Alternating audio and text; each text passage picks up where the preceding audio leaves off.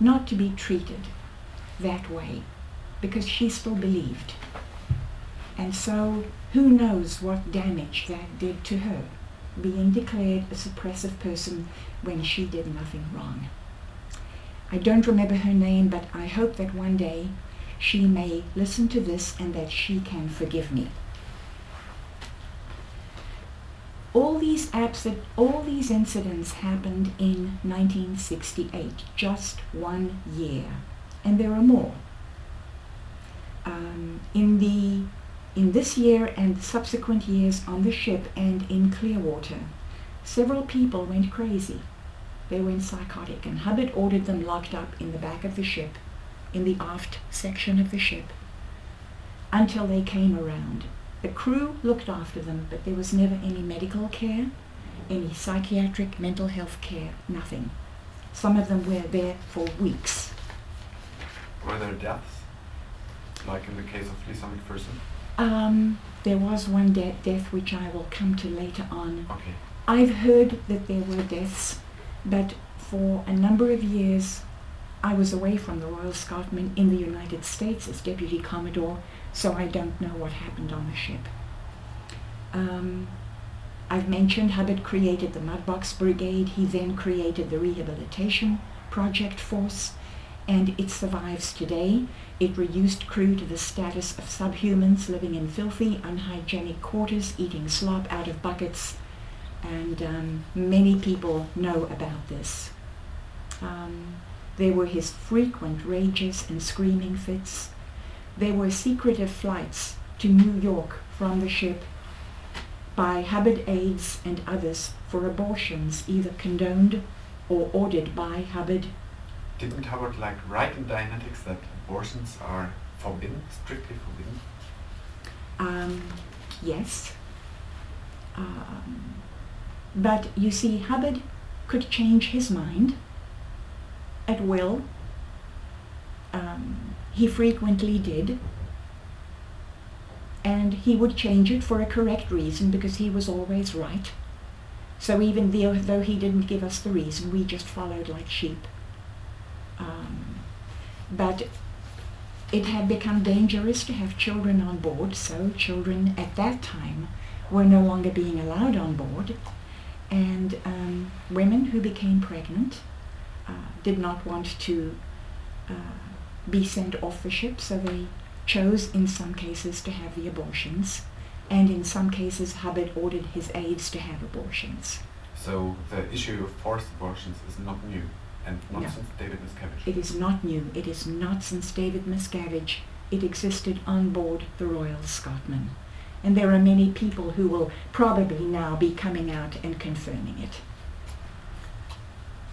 There were Hubbard's Kali ceremonies.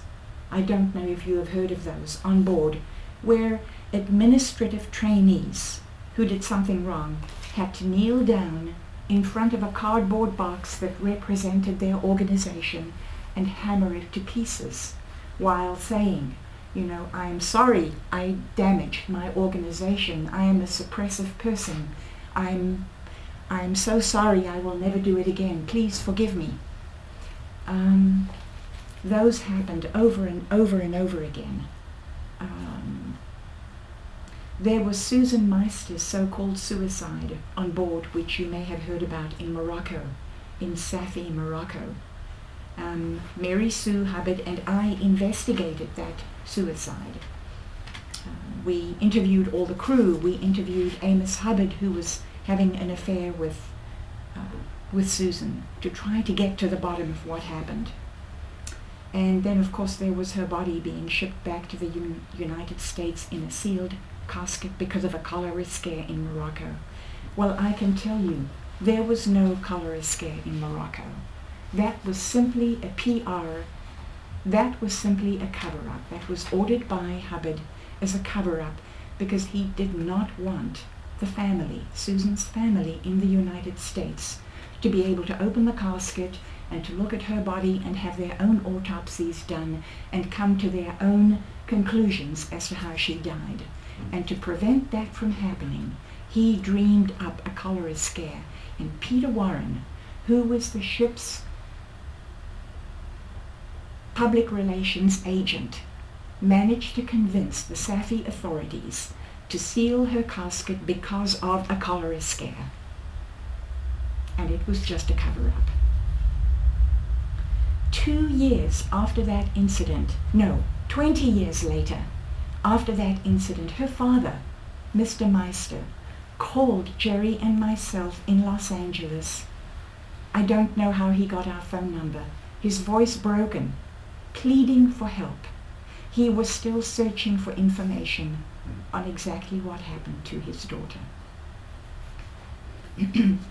There was also the young woman, Pearl O Crackle, who escaped from the Royal Scotsman in Corfu and who managed to evade the ship's crew as they chased her through that town.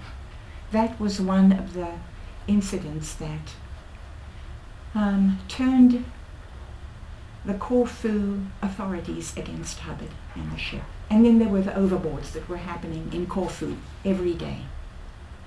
In the harbor? In the harbor. And everybody outside could see what was going on? Everybody, all the people who worked in the docks, who worked ashore. And there were people from the town who would come every morning and watch, stand on the dock and watch as the overboards were happening. And we could see them standing there, shaking their heads. That is quite appalling.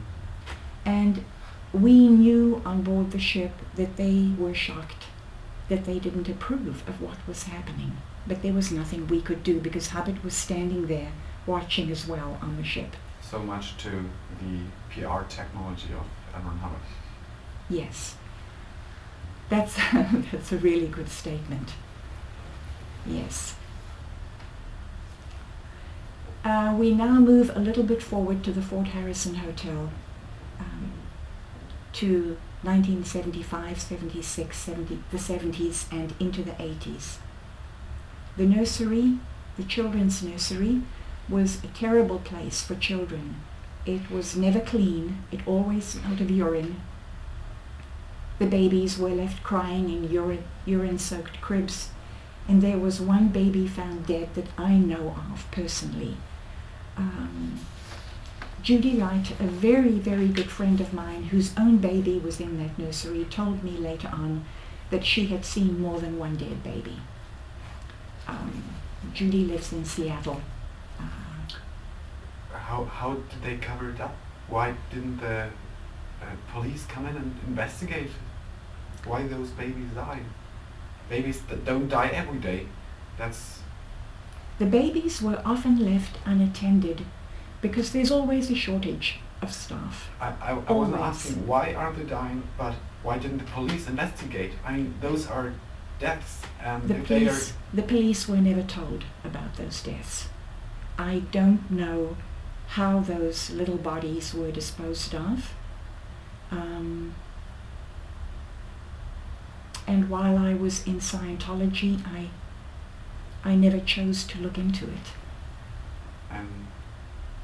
Okay, and in America and the US, probably they didn't even know, the government didn't even know they existed. No, the authorities had no idea that was going on. There was no birth certificate? You know, that's a really good question, and I don't know. Those were babies born to Scientologists in Clearwater.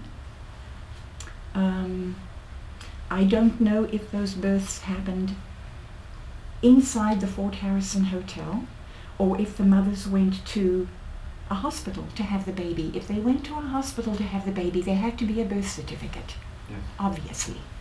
If the birth happened in the Fort Harrison Hotel, there would be no certificate. There might be no certificate. I don't know. That's a very good point. At that time that was happening, I was auditing in the HGC. I had been demoted. I had spent a year in the RPF. I was out of the RPF. I refused to go back to an executive position. They wanted to put me back up there and I refused. I said no. I have headaches all the time. I can hardly work. I can hardly think. No, there's no way I'm going back to do some of the crimes I have committed again in an executive position.